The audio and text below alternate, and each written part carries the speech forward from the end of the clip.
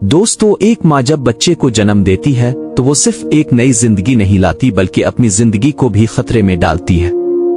पाकिस्तान में हर साल हजारों ख्वातीन ज़चगी के दौरान जान से हाथ धो बैठती हैं और अफसोस की बात यह है कि इनमें से ज्यादातर अमवात रोकी जा सकती है। वजह क्या है? रज़ायत की कमी, अस्पताल तक देर से पहुंचना और वो पुरानी सोच के ओ घर में ही डिलीवरी कर लूं सब ठीक हो जाएगा।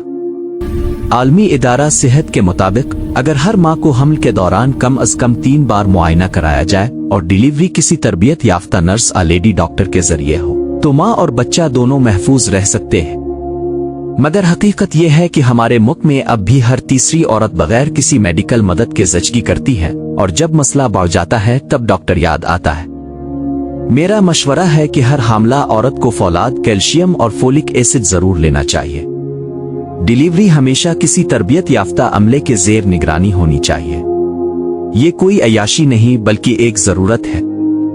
याद रखें, माँ की सेहत सिर्फ इसकी अपनी नहीं बल्कि पूरी नस्ल की सेहत है। वीडियो पसंद आए तो लाइक करें, शेयर करें और कमेंट्स में जरूर बताएं कि क्या आपके इलाके में महफूज डिलीवरी की सहूलत मौजूद है।